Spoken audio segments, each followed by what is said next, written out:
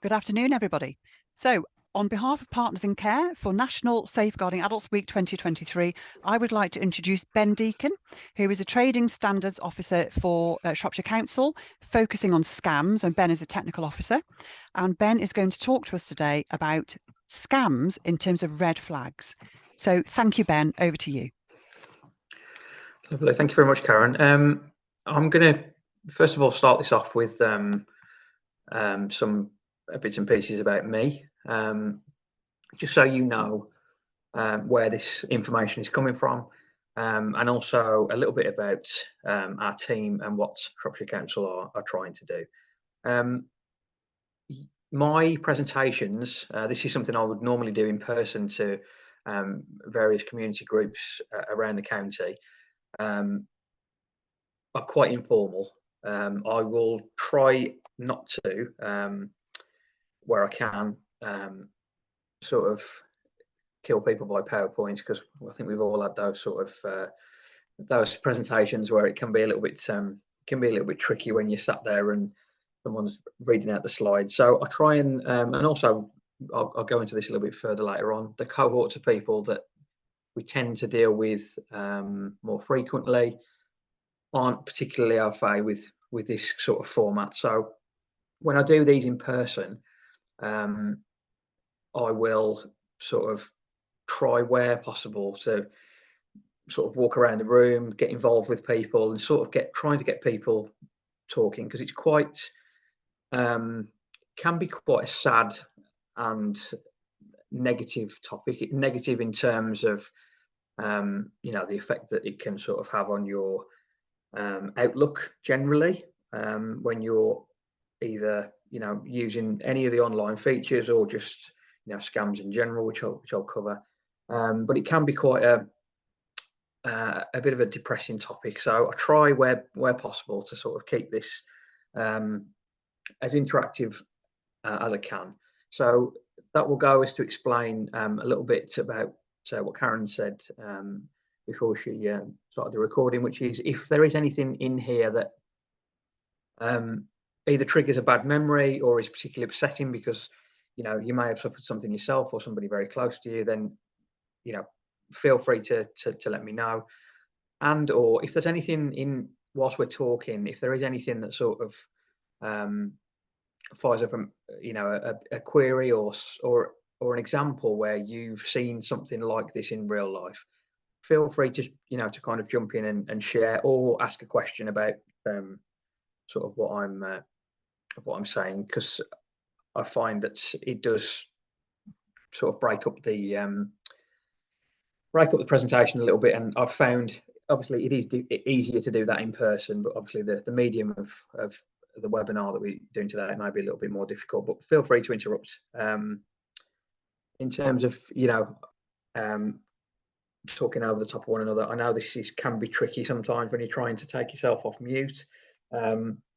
Sometimes people start asking questions over the top of one another, so just be awfully mindful that somebody else might be trying to make a point. If that's okay, I shall carry on with just to give you a little bit of insight about me and where I've come from. I joined the Trading Standards team at Shropshire Council 6 months ago, so I am technically very new, but not new to this. Before this, in a previous life, I was a police officer, worked for West Midlands Police for 13 or 14 years, and one of those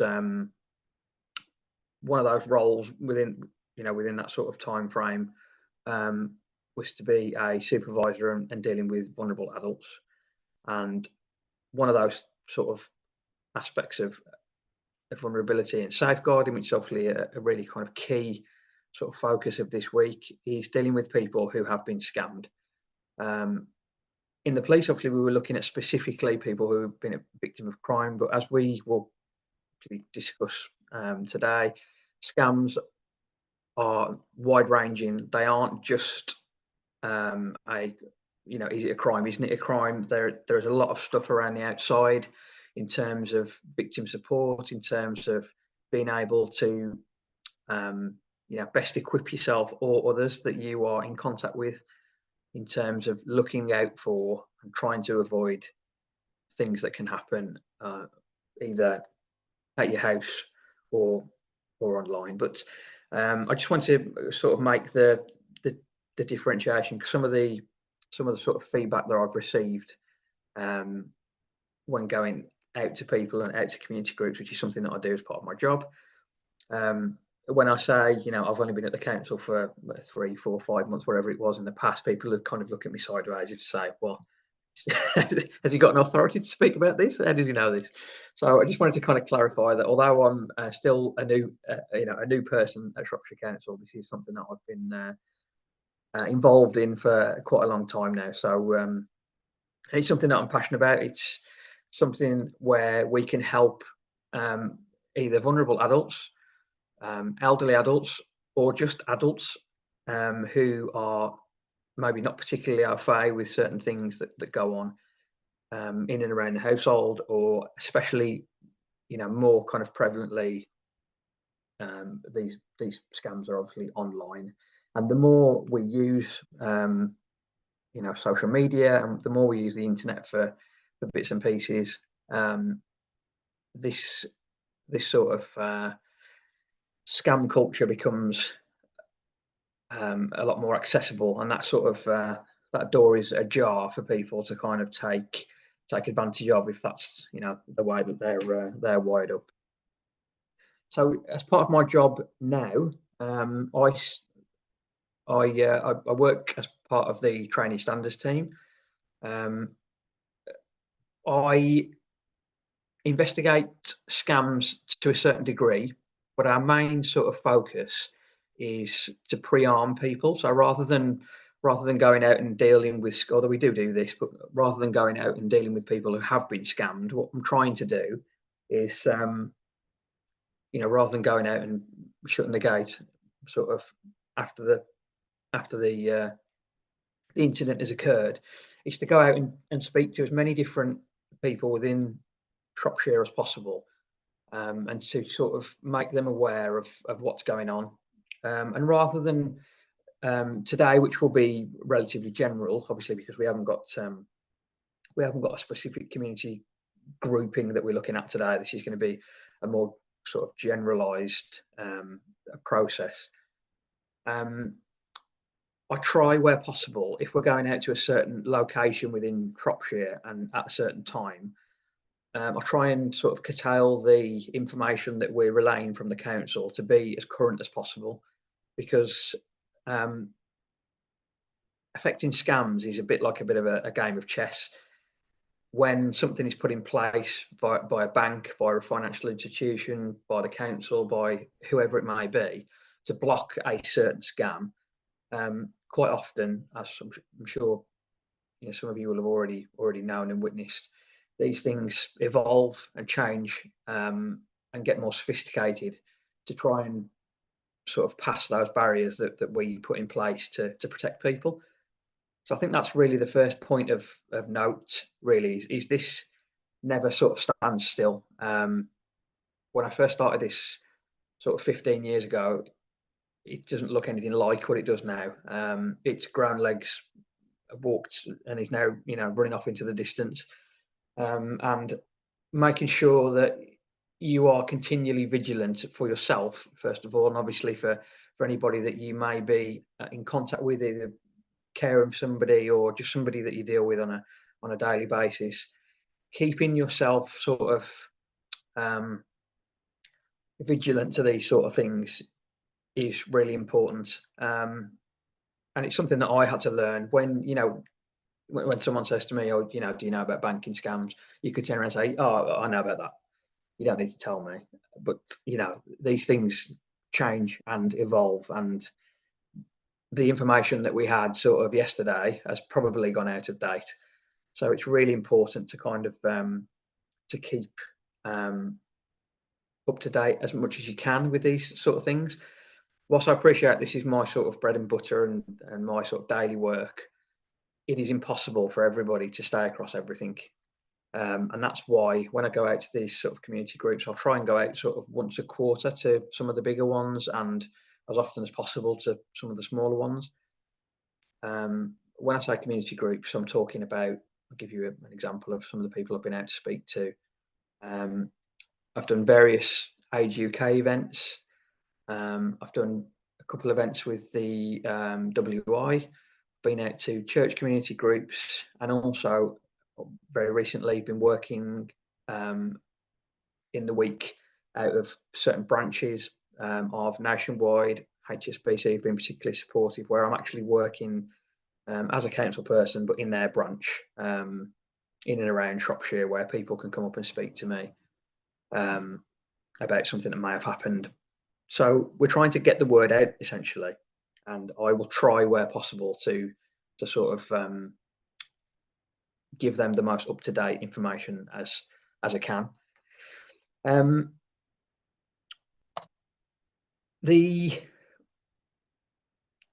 We'll have a little chat about postal scams next, because this has sort of been pushed to the back of everyone's sort of minds, and isn't particularly prevalent, and doesn't get discussed anywhere near as often.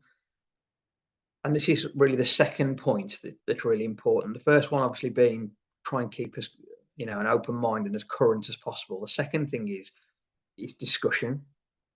The vast majority of victims that I've had to deal with in terms of criminality in my previous job, and also people that I've spoken to since doing this job, is there's sort of an undercurrent of embarrassment, where they feel like they've been sort of duped, or made to feel stupid, because they've been caught out for whatever reason. And we'll go into the many things that that can happen, and things to look out for as we go along. But there is quite often a delay in the time of the scam and the reporting of the scam, and it can be up to 2 and 3 weeks afterwards, which obviously from an investigation point of view isn't particularly helpful, because it's like anything. If a house is broken into, you need the police there 5 minutes ago. The longer it's left, the more difficult it is to obviously track down, where the criminal might have got to, or where the scammer might be.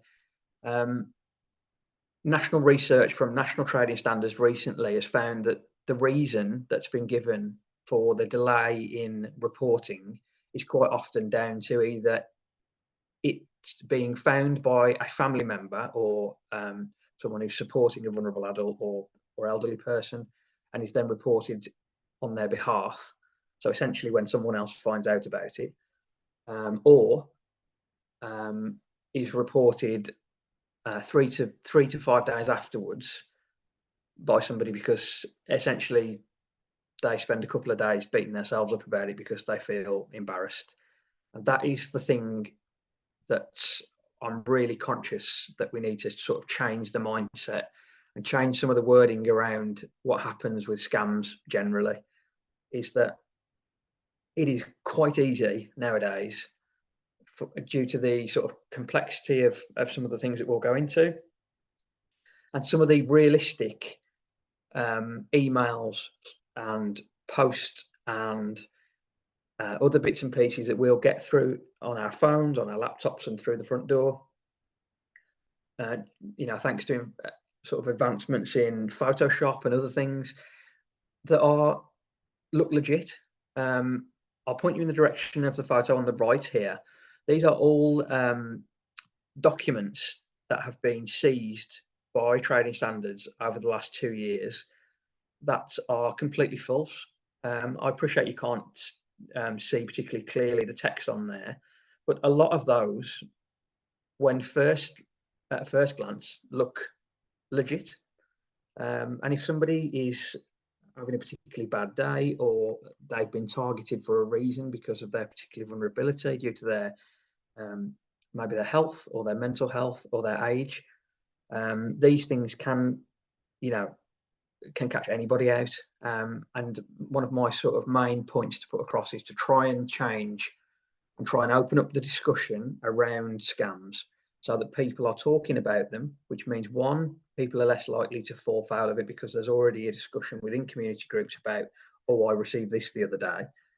and it might, just sort of trigger somebody else to think, "Oh, I had that as well. Maybe that's not what what it's cracked up to be," sort of thing. But to try and change the mindset away from this embarrassment about being caught out. If somebody physically took money from you in the street, or if somebody broke into your house or whatever else, you don't have that embarrassment, because that can happen to anybody. You would immediately call law enforcement and hope that somebody will come and investigate that for you and find out and get to a resolution. But with this, like I say, there is a bit of a stigma attached to it in terms of um, people being worried about looking foolish, and that is the main thing that we need to change. And that is definitely something when you're out doing your own jobs and speaking to members of the public that I'm really keen for us to change. A lot of the reading materials and a lot of the brochures and things that we're putting out from the council have been reworded to try and engage discussion around scams, rather than make people feel like you know they've been made a fool of, really, which is, like I say, unfortunately appears to be, due to the research that's gone on, a bit of a sort of a common mindset. So postal scams, they've been, as I say, due to the advent of the internet and advances in technology and everything else, a lot of scams are now done online. So this type of thing really does get pushed to the back of the thought process. In the last 6 months, you'll see all of those bullet pointed points going down the side. We have received scams, or calls about scams, where people have had these through their letterbox.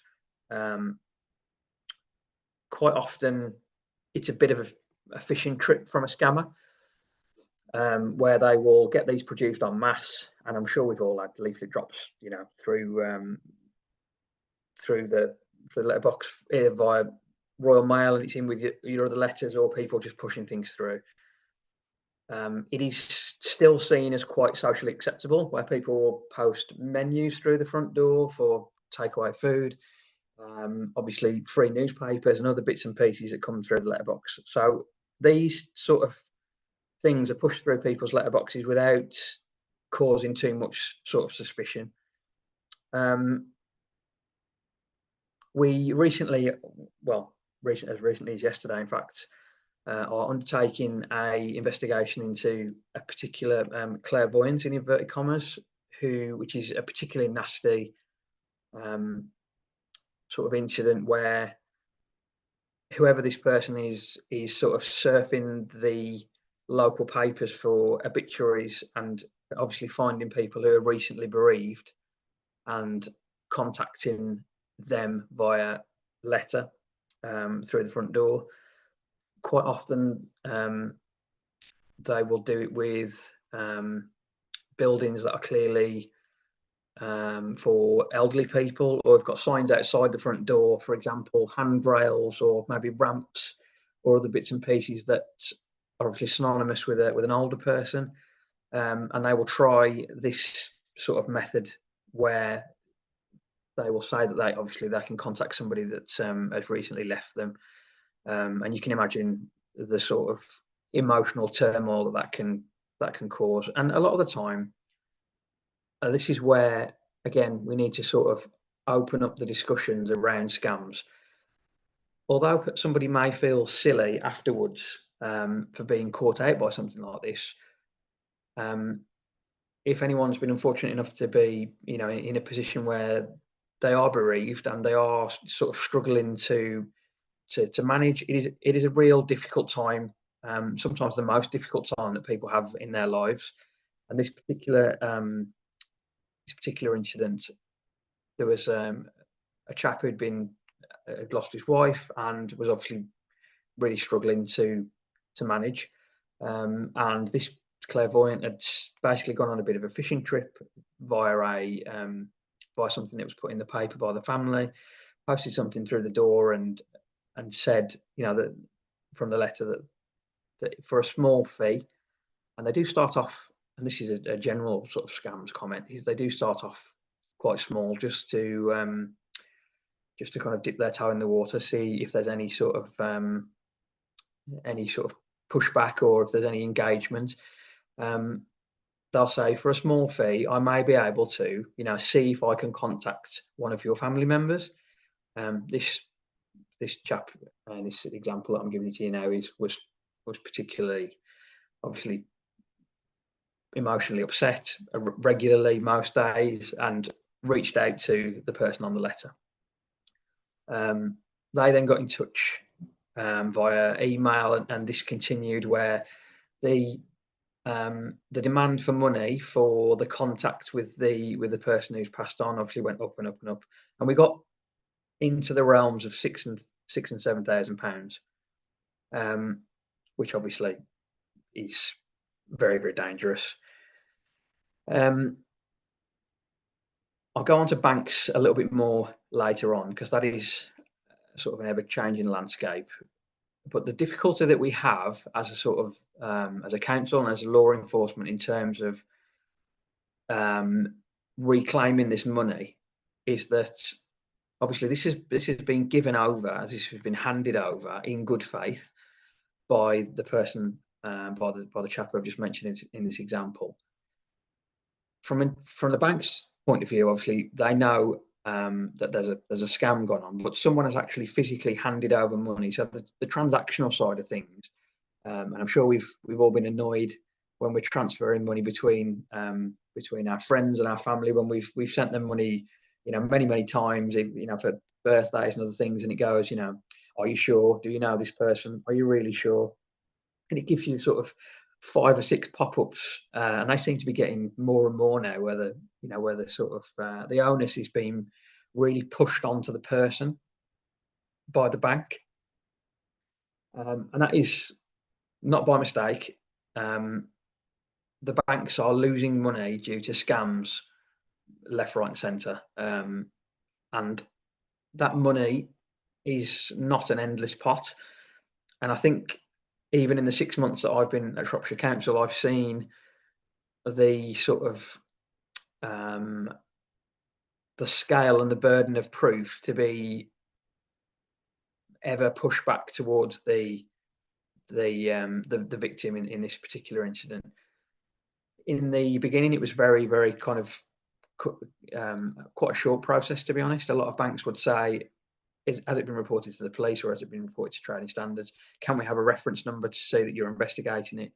And in most cases, especially from a postal scam, that money would be returned by the bank whilst an investigation was going on.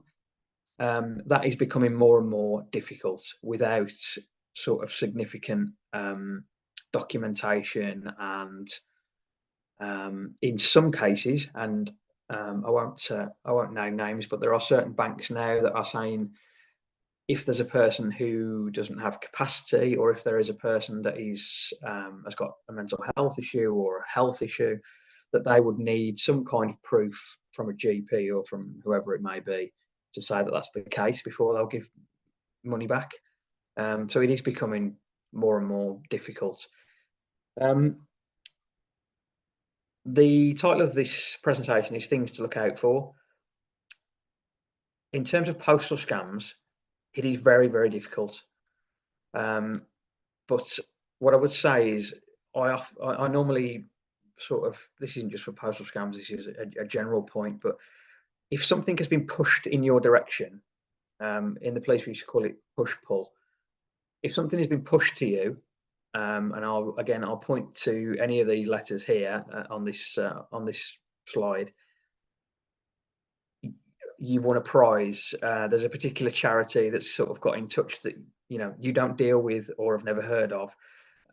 Overseas lottery, anything sort of, or the other sort of classic is an inheritance from somebody that, let's be honest, maybe you've never heard of. These sort of long lost relatives. If it's too good to be true, it normally is. The previous advice would used to be, check the validity of the paperwork, check sort of the images at the top, and if there are any sort of registration numbers or anything on there, check those if you can via a quick Google or something else. However, please be aware of the caveat that, like I say, Photoshop and others are so sophisticated now that you can doctor and create a letter that would appear to be from, a legitimate person or a legitimate company, and it is. I mean, even in ones that we've seized and we've put next to, legit letters, it is very, very difficult to tell the difference. So if you are unsure, or if you see something at somebody's house that you're working with, or that is part of your family or your immediate care network, then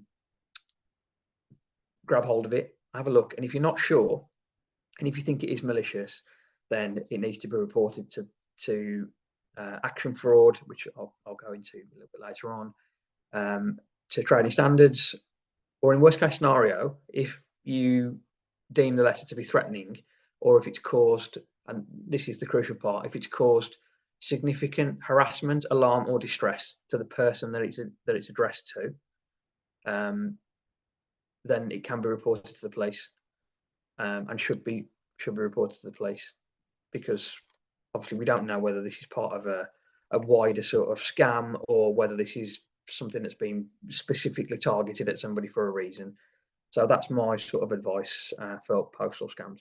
Has anybody got anything in terms of like malicious posts, in terms of questions, before I move on to the next section?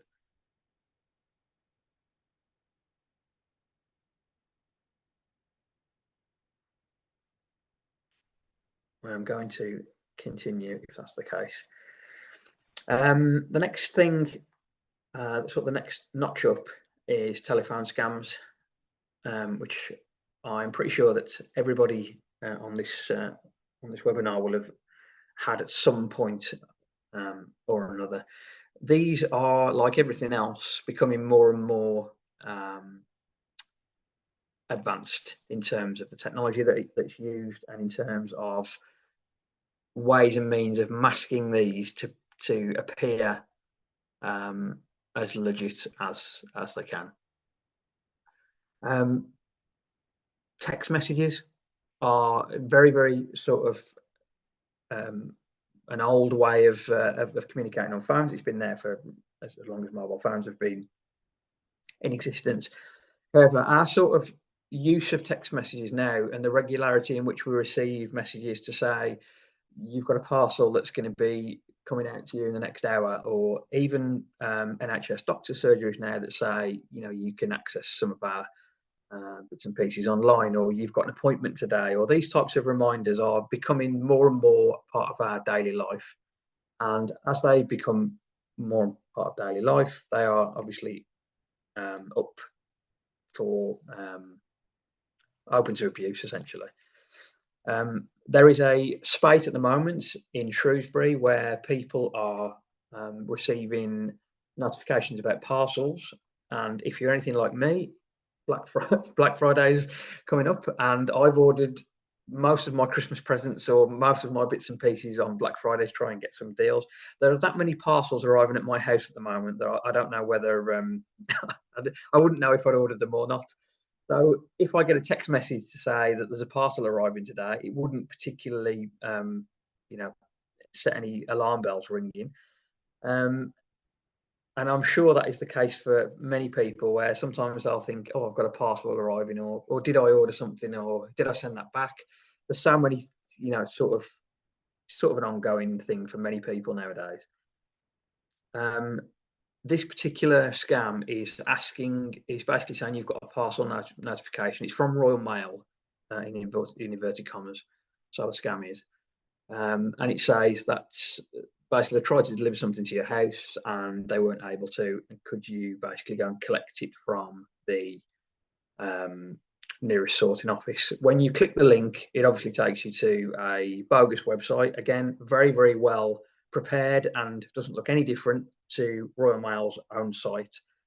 And quite often, because people are busy, and because people, or maybe are immobile and can't get out, or don't have access to a vehicle, it will say we can redeliver it to you for a small fee, and it'll ask you to enter either card details or bank details, which obviously, nowadays, if somebody asked you for your sort code and account number at Royal Mail, I think a lot of people would be sort of dubious of that.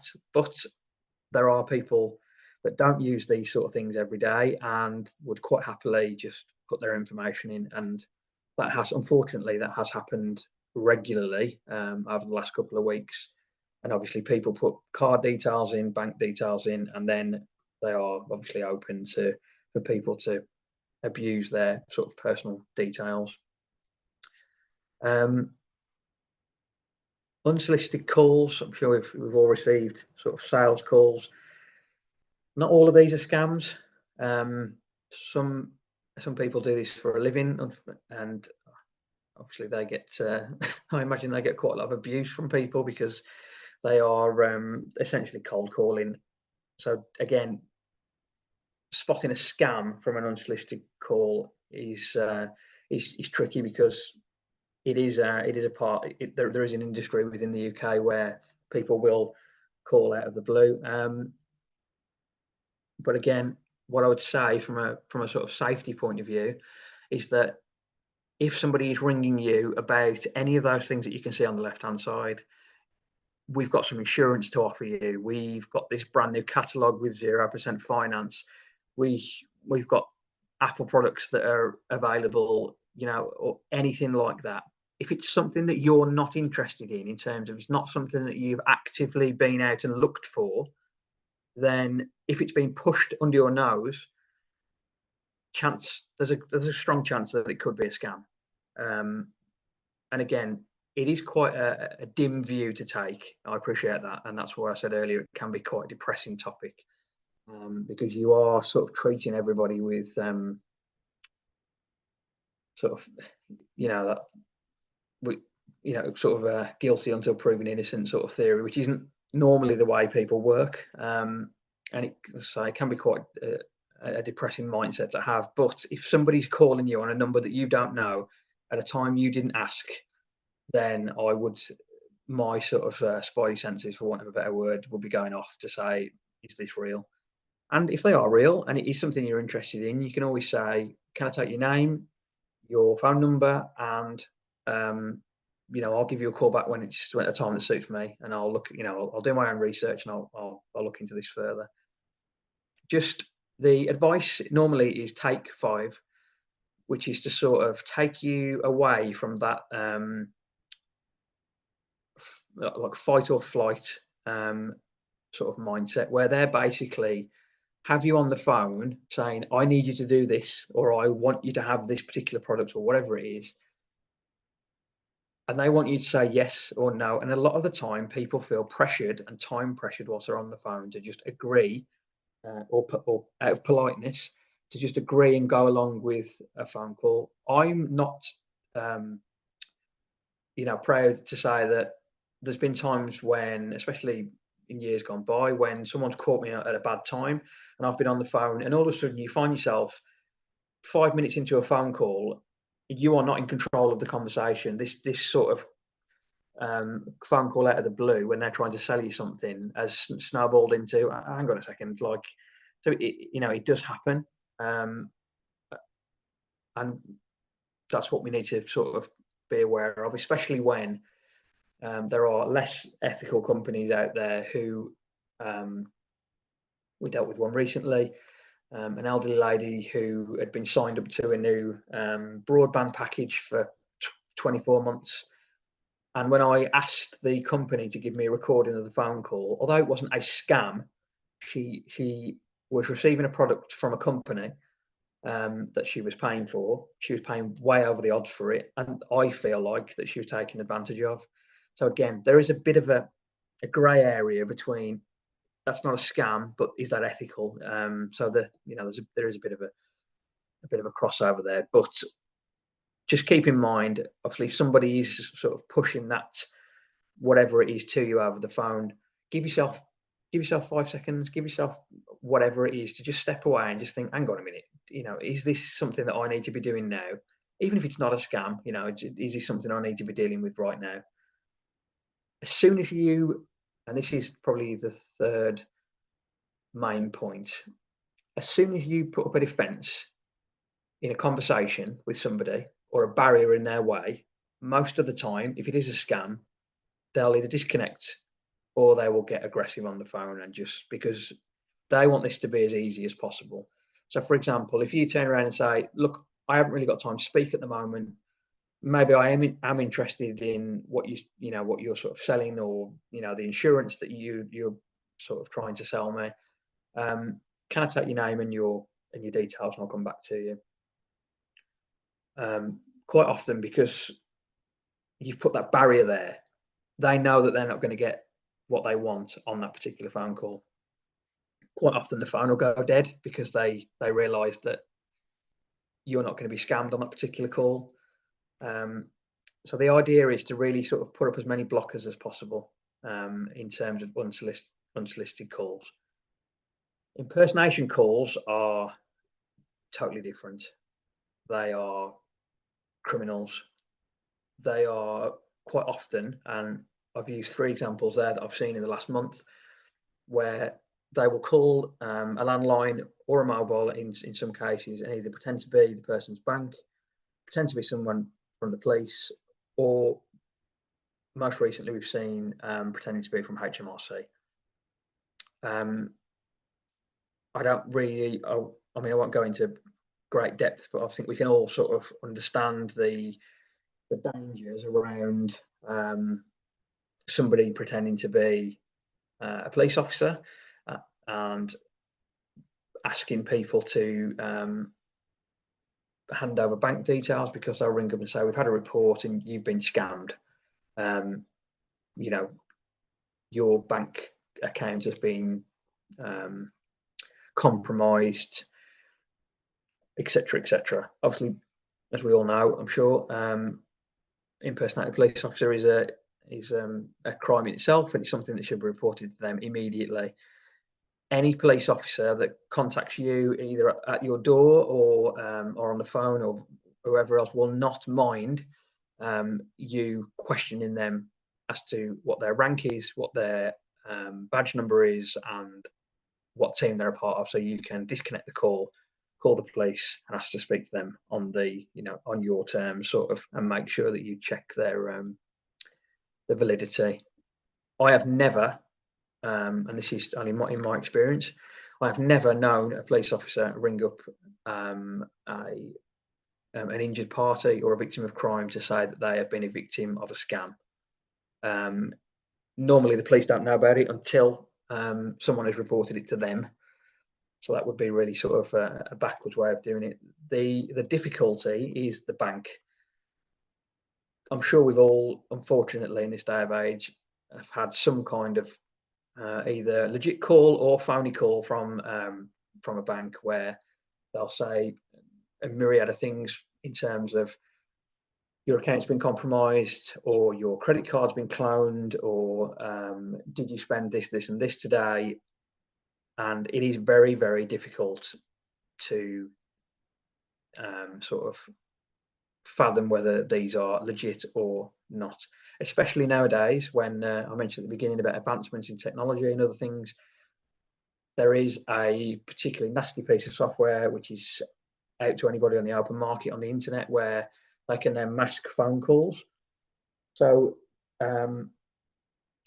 normally, probably, I don't know, let's say 5 or 6 years ago, if you received a phone call from a phone number that started with 0800 or 033, you would know 9 times out of 10 it's probably either an unsolicited or a scam call, and most people wouldn't answer it. Those companies now are able to, exactly what it says on the tin, mask the phone call and make it look like it's from your area. I myself had one the other day, which was an 01952 number, which was obviously a Telford number. I was waiting for somebody to come and fix my washing machine from a very, very similar phone number. In fact, it was 2 digits different. So I knew that it had been done maliciously, and it was somebody ringing up, pretending to be from Nationwide, which unfortunately for them, I knew Nationwide's number off by heart. So it is very, very difficult, and the ways of identifying it these days are not as easy as it used to be. All I say is our advice is quite often the banks will say we will not call you, um, unless it's very very sort of serious um, sort of theft. Even if the bank does call you, they won't go into any specifics over the phone. They will ask you to arrange an appointment and go into the branch. At the very very least, they'll say they'll freeze your cards. But any sort of discussions about account numbers or anything as sensitive or personal information, even from a GDPR point of view, they will not discuss with you over the phone. If somebody rings up and says that they're from your bank, they should know why they're calling you. They should know who you bank with. They should know your name at the very least and your phone number. These are things, again, are barriers to put in place. When somebody rings up and says, I'm calling from your bank, you are quite within your rights to obviously ask them why they're calling you. And if they are calling from your bank, obviously within sort of office hours and some outside of those, you can say, okay, great. Can I take your name, your department? Exactly the same process as before. What I'm going to do is I'm just going to go and speak to my friend, neighbour, family member, son or daughter, whatever it is. Just discuss it with them, and then I'm going to give you a call back. It takes you out of that sort of difficult conversation. And if it is, again, like I say, if it is somebody that isn't legit, whenever they hear people having those types of conversations where they say, I'm just going to go and take some advice from someone else, or I'm just going to go and put the phone down and I'm going to call the bank back, the phone will go down. The phone will go dead because they've realised that this isn't quite as easy as a con as they thought it was going to be. And that those sort of simple steps most of the time do tend to work. So that is sort of something to kind of keep in mind. Has anybody had or come across any sort of service users that they come into contact with who've been scammed over the phone recently or received this type of scam?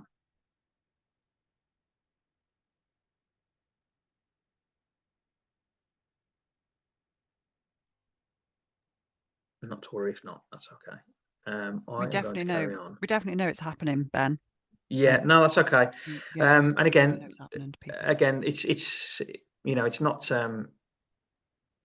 it's not always something that people want to talk about because it can be quite upsetting as well. But it's something that's just Lindsay just something pops up. Yeah, someone just put one in the chat, and hopefully I'm okay to say that out loud. That someone's had a family member who's just had one involving a pendant alarm, and Yes, obviously that's quite a delicate situation, isn't it? Because that person's reliant on that exactly. alarm and that company to support them.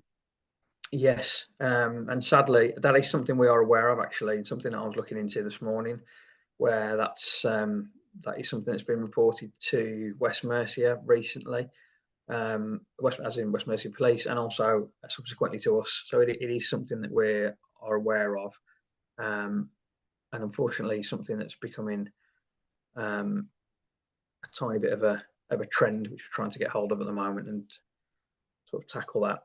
The next sort of step. Brilliant. I love seeing things like that. So someone's just put a comment, just if you're watching this back on the recording, you won't be able to see the chat. Someone just put a comment in saying, must admit that I rarely pick up on no mobile phone numbers nowadays. And I think that's probably quite a wise strategy to have. Indeed. And I mean, again, it is a bit of a dim view to take where, you feel like, well, if the phone's ringing, unless I know who it is, I don't answer it. But, you have to be realistic. And again, this isn't maybe, seems very sort of basic information or basic sort of advice, but this is really something that we need to sort of pass out to other people that we're speaking to. And if we are sort of in touch with vulnerable adults, vulnerable for whatever reason, it is something that we need to sort of evangelize to them about and make sure that that they are aware.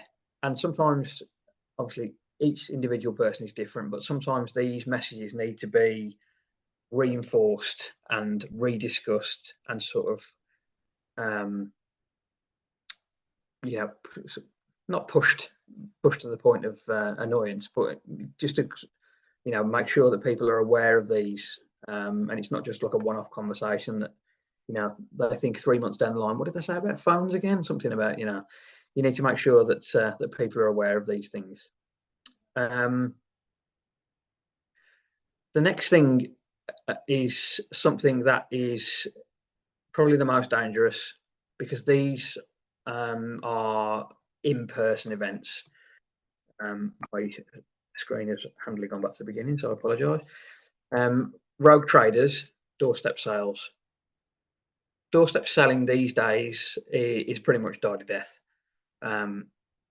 which helps us in these terms. It is very rare nowadays, and when I say very rare, I'm back that up with sort of national trading standard statistics around the country, where people are trying to sell things to people at their door. Since COVID, obviously, there are a lot more people now work at home. Whether this sort of methodology sort of comes back into circulation, I don't know. It may do, but as of sort of right now, doorstep sales is not something that is particularly regular, which is great. It means that we can spot rogue traders or people who are trying to scam people at the door a lot more easily. These tend to be, and I try not to stereotype, but these tend to be more prevalent within the elderly community, or if there are sections of houses where it's obvious that a lot of old people are living in the same sort of area, or supported accommodation, or warden controlled flats, that kind of thing, where people will again turn up at the door with what look like completely legit IDs that they've managed to print out. The chap in the picture to the right, you can buy a high-vis jacket from Amazon for £3. I checked this morning. So just because somebody looks the part, in inverted commas, does not necessarily mean that they are who they say they are. Obviously, I don't need to sort of go into the dangers of answering the front door. Obviously, the difference here is a lot of these things are done at distance, and they are dangerous in terms of people can lose money, and people can be sort of emotionally affected. But the physical dangers of answering the front door to somebody who is a rogue trader or a scammer at the door is obviously a lot, you know, it's a lot more dangerous, simply because the person is there up against the person who is at home. And unfortunately, we've had some really sort of nasty instances where people have answered the door, and yeah, we can, you know, we can sort of have it's one side or the other, really. They can be nasty in terms of someone's realised that they aren't who they say they are, and obviously you can get quite heated, and there's a difficult discussion there, and potentially, you know, the police are called. But the other side of it is quite often, and the last three that I've dealt with, is that people have knocked at the door, and I say people because it's normally two. The person at the door will be having the conversation with the scammer, and quite often, as it says on the slide, it'll be to do with, you know, roof repairs, gardens, driveways, guttering,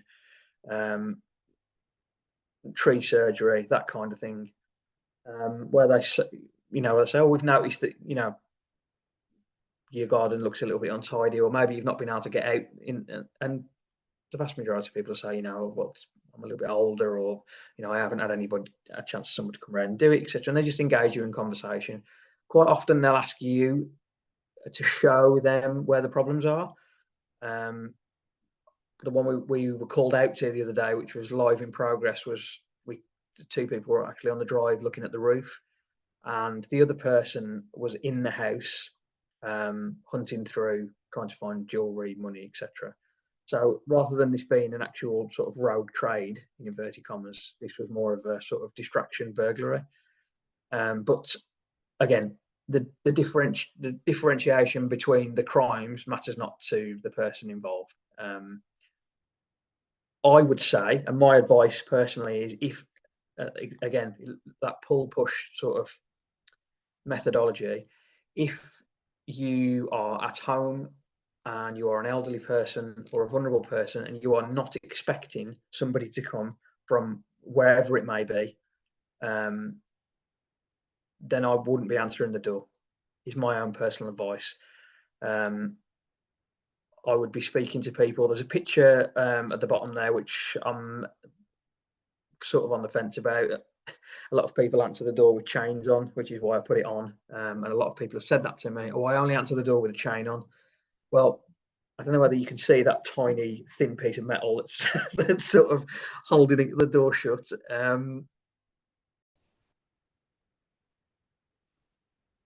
Yeah. So again, this isn't really sort of national advice or police advice, or even from the council. But from my point of view, is that if someone is, and we're obviously the topic of this week is vulnerability and a vulnerable adult, if they are alone or in a house where there's a potential where they can be taken advantage of, my advice to them, and the advice that I give to people that go out to, is if you are not expecting somebody, again, if someone isn't being sort of pushed to you in terms of an appointment or in terms of whatever it may be, you being aware of their sort of coming out to you, I personally wouldn't be answering the door, just to prevent against any of this potentially going wrong. And again, I know, like I say, that is quite a depressing message, and it's quite a sort of, I had a comment recently from a lady at the WI said to me, it's quite a sad state of affairs and it's not a nice way to live if you can't answer your own front door, which I totally agree with. But these are the realities of what we're dealing with at the moment. And even, me, being a 40-year-old bloke who lives at home with his wife, if somebody rings the doorbell and I'm not expecting them, I will check who it is first. I won't just answer the door, just because, maybe I am a little bit more sort of safety conscious than some, just because of my job and because of my previous experiences. But I would rather not have the conversation with somebody that I don't need to, if I'm not expecting them. So it's just something to be aware of. And unfortunately, it is something that sort of goes around in spates. But if we are sort of looking after and looking out for vulnerable adults, this is something that I would be saying to them. This is the most dangerous. So therefore, the sort of methodology in tackling it needs to be the most sort of severe. And it is very, very difficult now to differentiate between somebody who is a bogus caller and somebody who isn't, due to like I say, the advancements in identification cards, uniform, things that we would associate with, a builder. Like I say, you can go on Amazon now and you can buy, a UPS uniform, or you can quite easily look like somebody who you shouldn't do, with very, very little cost. So it is a really sort of a bit of a dark and murky topic. So my advice to people, as I say, is to be very, very cautious when you're answering the door, or if at all possible, don't answer it. These are some of the other common scams that have been sort of on our radar recently. I won't delve into all of these in detail. Emails, I'm sure anybody with an email address and a phone has probably had a little look through their junk mail and thought, what on earth is all this in here? Unfortunately, it is part of daily life now, where we will receive these phishing type expedition emails, and they are obviously hopeful that somebody will click on a link or reply to them. Courier scams we mentioned earlier, which via the text message route, which also come via email.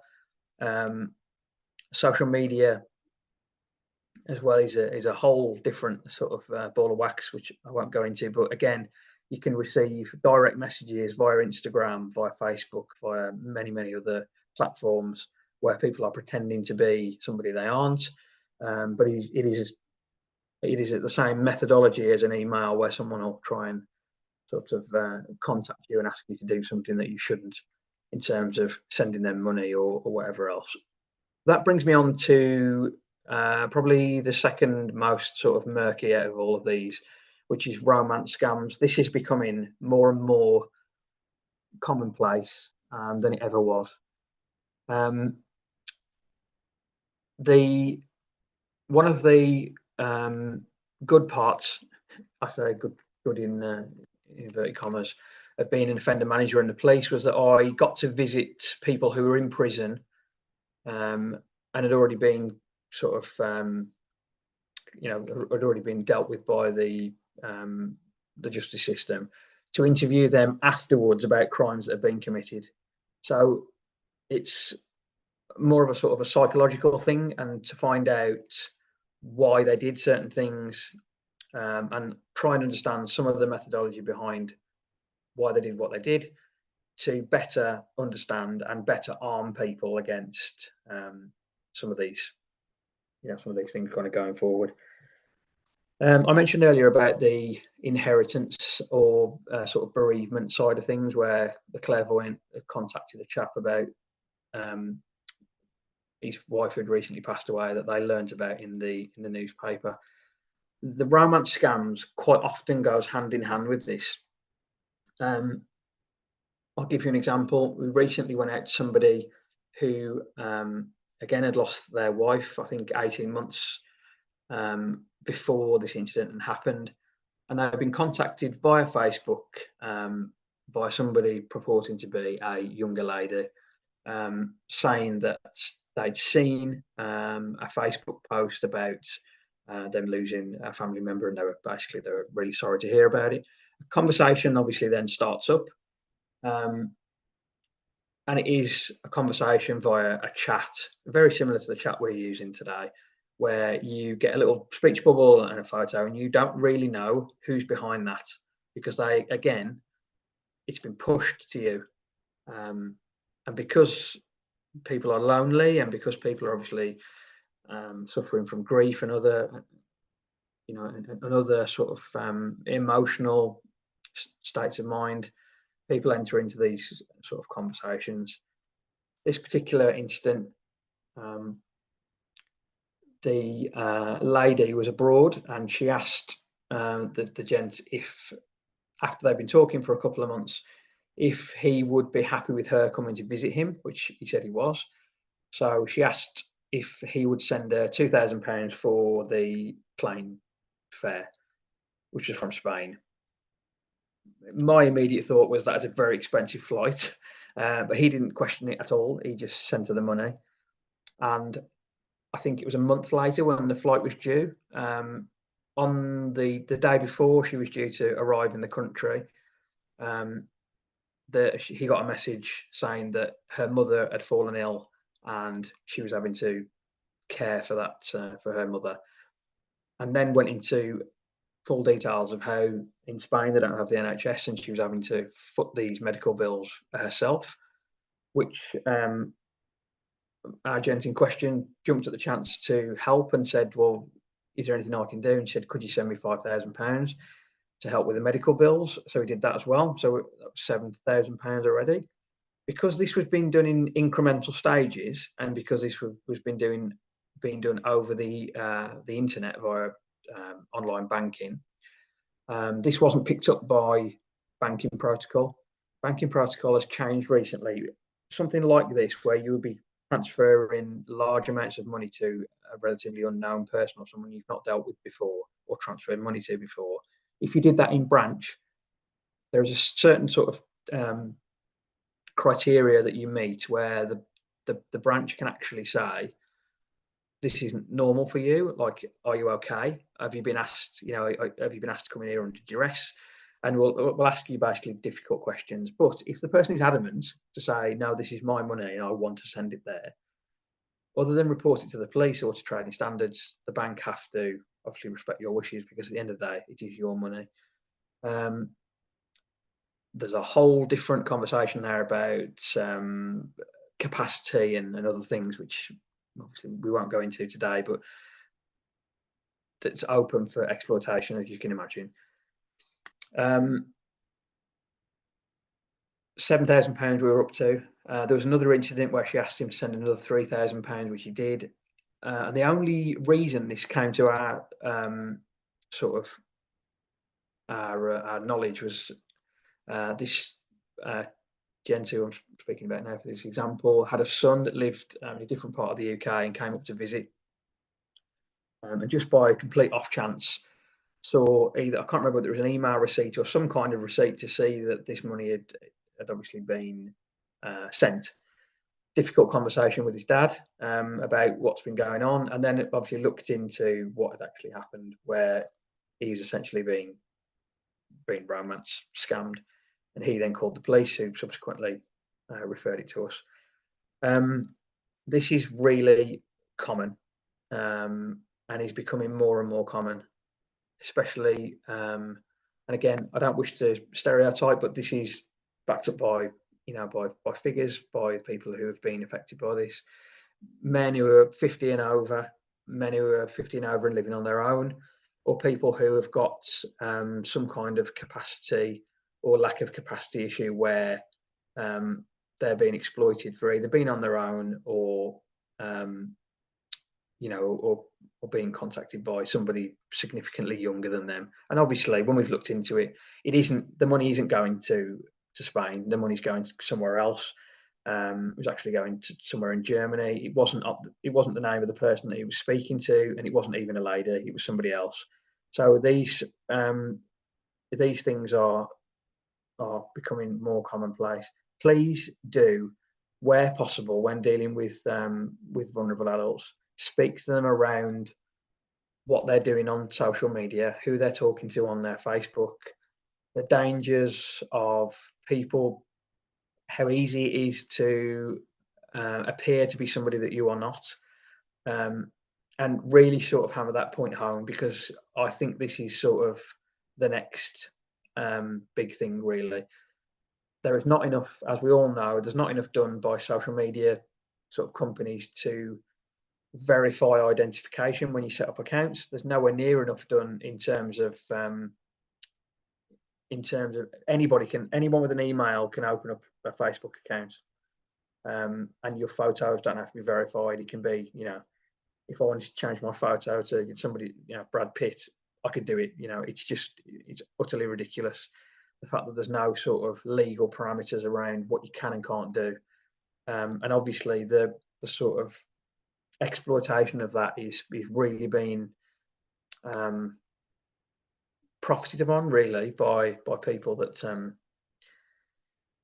frankly should know better. If we can have discussions, again, try and sort of get these discussions out of and sometimes they are difficult discussions. I can't imagine the young lad that reported this to us about his father. I can't imagine that was an easy conversation to have with his dad.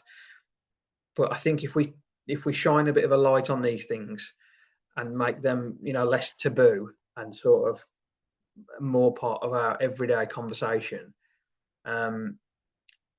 it should, in theory, make these conversations a little easier, and just remind people when they are online of the dangers that that obviously are just potentially there, especially around these sort of romance scams. Just very quickly, because I know we've got 15 minutes left. This is something that I put together for when I'm out and about, and it does exactly what it says on the tin. Is someone you know being targeted?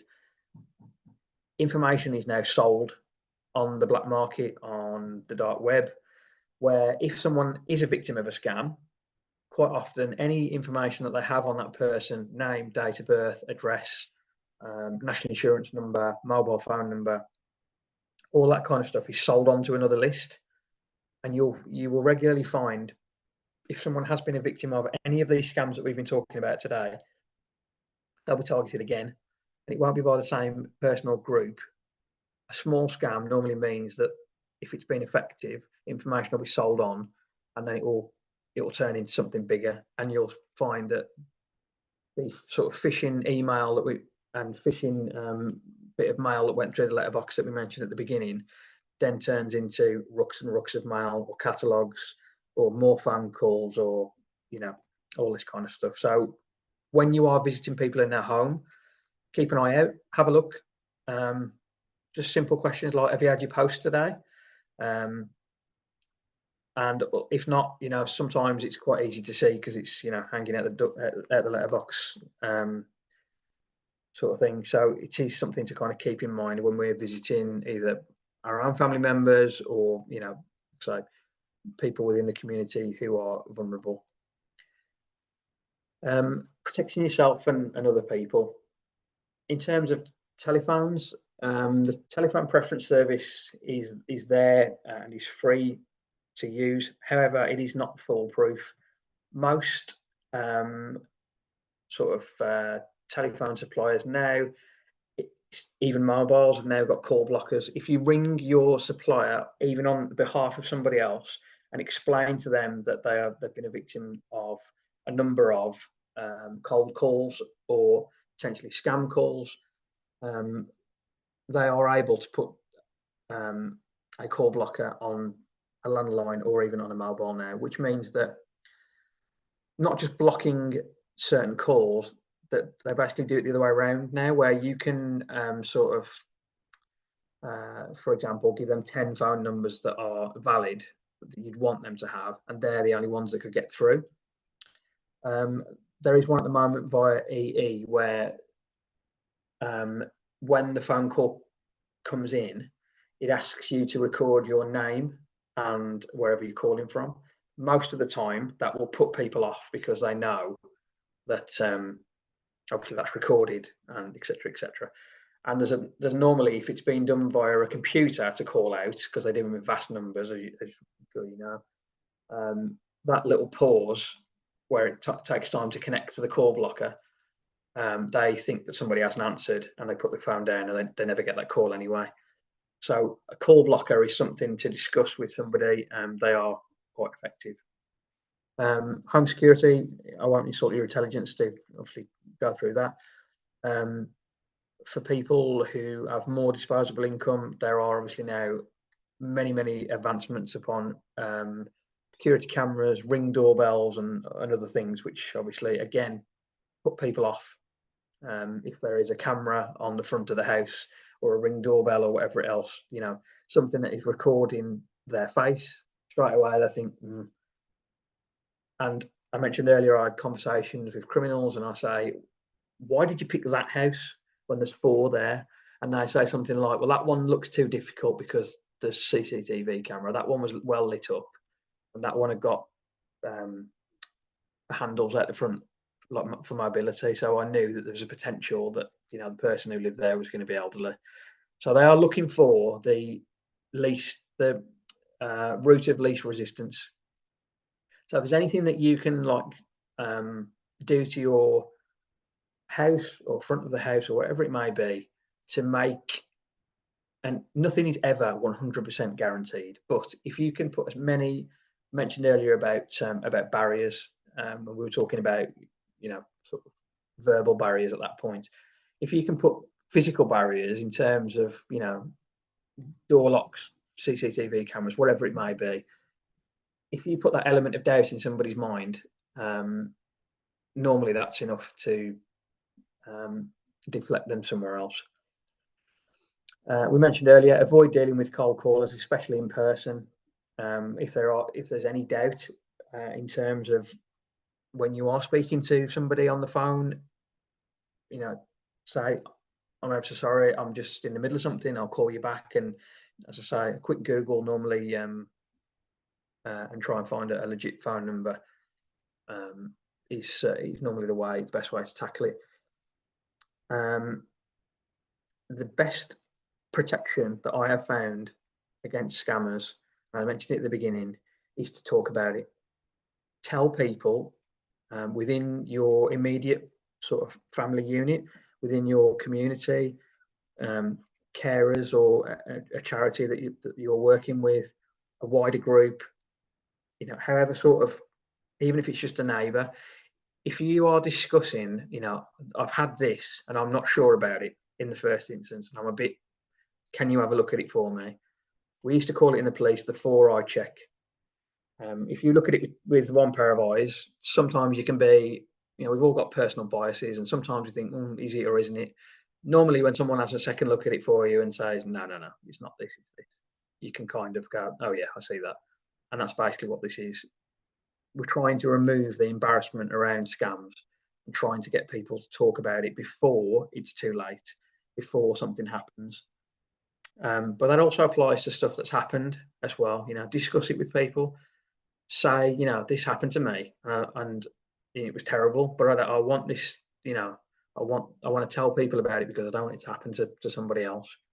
And obviously, right at the end there is just, if you have given out, or if you've been made aware that a person you're sort of in contact with has given out any details of any kind, especially ones of a payment nature, then contact the police. If they've given out personal data, and obviously if they've given out bank details, contact the bank immediately. And I would suggest, if possible, going into the branch in person.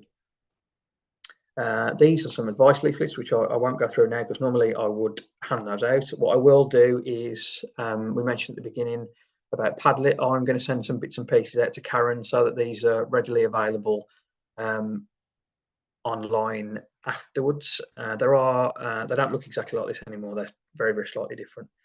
But we'll go through those as well.